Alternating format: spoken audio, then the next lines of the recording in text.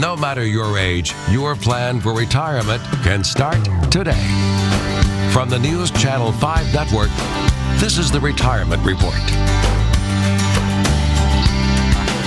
Good morning. Welcome to the Retirement Report. I'm Hank Parrott, your host. All right, this morning we're going to be talking about how to keep more money in your pocket. Wouldn't that be a good thing? One of the things when it comes to retirement is how to stretch out those dollars to make sure we don't run out of money during our lifetime, that we're able to take care of taxes, that we're able to stay up with inflation, that our returns are there to allow that, but safely. Yesterday I was meeting with a client. Now this is a common conversation I have in my office, and this has to do with a risk in retirement that you don't have leading up to retirement. So think of the things when you're, prior to retirement. Some risks that we have to deal with are inflation. We know, in fact, that inflation is going to affect the amount of money that we have. That if you need $100,000 a year to meet your expenses today, in 10 years' time, you're going to need about $135,000 to meet those same expenses. And if you have high medical expenses, it'll probably be closer to $140,000, $150,000 maybe even, depending on the kind of expenses and the other things that you have in play. So think of that. Healthcare costs we know are rising. We know that's a big part of it. That's another risk that we have to deal with, right? What's another? Taxes. Okay, taxes is a big one. What's going to happen? We are at historically low tax rates thanks to the new tax bill. And by the way, prior to the new tax bill, those were historic low tax rates as well. If we go back about 20 years as an example, a little less than 20 years, we would have had tax rates almost double what they are today. So this is one of those areas that we want to pay attention to. How can we minimize taxes? And we have a window here. The new tax bill only is in place for 7 years, and then it sunsets. Now the question is, do you believe, in fact, that it will sunset and that those taxes are going to go up? Do you think they'll stay the same? Is it possible even to think that taxes could go down? What do you believe? So here's one of the things to consider with that. Social Security, some of the debt that we have in the country today, some of the things that we're having to pay in. Social Security Administration currently, is paying out more than it's taken in taxes. Where's the money going to come from to continue to pay those obligations, especially when we have 10,000 boomers a day turning 65 and going on to Social Security? What is that going to look like? Where is that money going to come from? Do you think if they don't have it from payroll taxes, are they going to raise payroll taxes? Are they going to, if we have fewer people working and more people retiring, what does that mean? And that means even less payroll taxes? So where's another place? Income taxes, okay?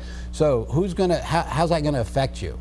Are they going to have to raise rates? Are they at the least going to let it sunset? And do you think those taxes are going to go up in the future? And if they are, and if you believe that, and I do, by the way, then here's one of the things. We have a 7-year window to take advantage of some tax strategies that we can employ today, that we can maybe take care of getting some taxes out of our, so an example is a Roth conversion strategy. Might that work for you? All right, depending on your tax bracket and depending on these projections, sometimes I've got clients right now, the gentleman I met with earlier this week is an example, who has a high income. He's going to retire though in 2 years. So for him, we're going to have the next 2 years, we're just going to be looking to minimize taxes in other ways.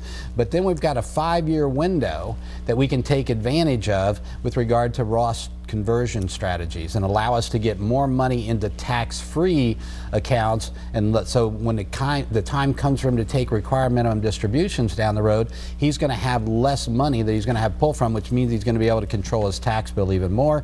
And if we're right and taxes are going to go up, that's going to mean he's paying less tax in that 5-year period for the ability to not pay as much in the future. The whole idea is we want the IRS getting less and more going into our family, don't we? Now, back to this risk thing I want to touch on as well. Sequence of return risk. We're going to talk about that today and the significance of it with regard to your planning. Because this risk is something you don't have prior to retirement, but in retirement, it could be the difference between running out of money, right? Devastating. Imagine that, running out of money when you're 80 years old, then what?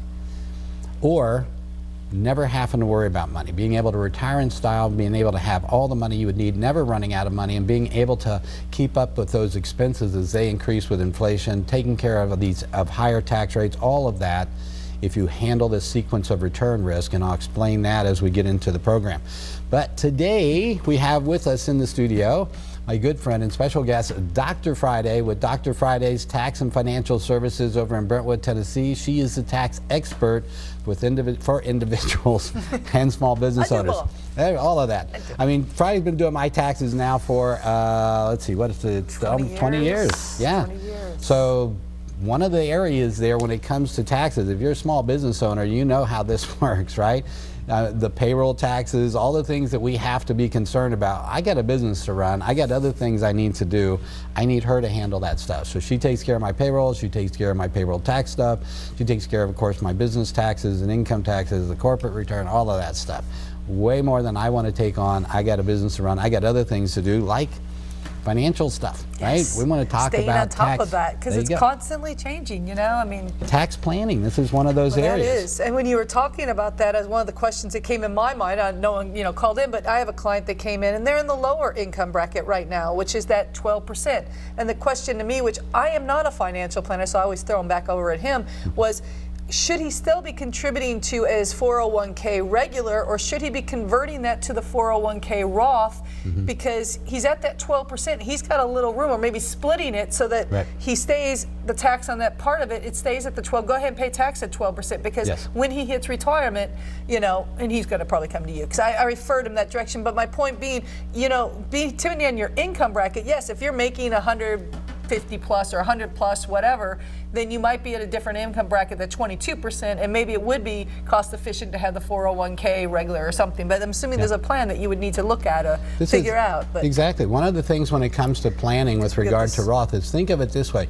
If you're in this situation, so up to $100,000 in income, and this is adjusted gross income, your AGI, if it's about $100,000 for a married couple, then basically you're in that 12%, upper end of that 12% bracket. If you cross over and you're at 110,000 or 115,000 or higher, of course, then you're crossing into that 22% bracket. So imagine you're going from paying a 12% tax. Let's say you're taking 10,000 and you're putting it into, or even 20,000 into your retirement account. If you're putting that in, you're avoiding a 12% tax. Now this is where, well, what's it going to be in the future? As we said, it was 15% last year, now it's 12.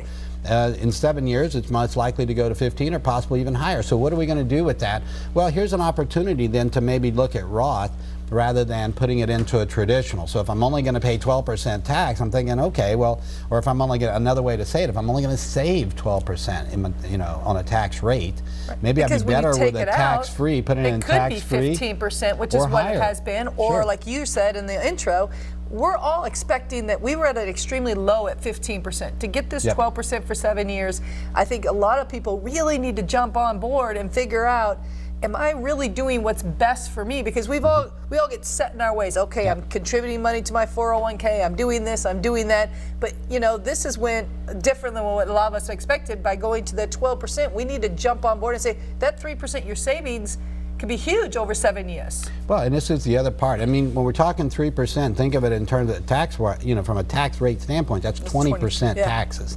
In other words, you're saving 20%. So if you had a $1,000 tax bill, it'd be a $200 savings. If it was a $10,000 tax bill, that's a $2,000 savings. You can do the math, right? So here's one of the things to think of in terms of taxes.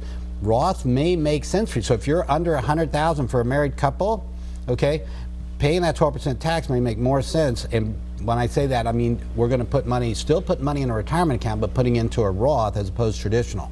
We're going to take a break. When we come back, I'm going to go further into what happens with regard how we might change that. So if you're making over that, where the reverse may be true and why.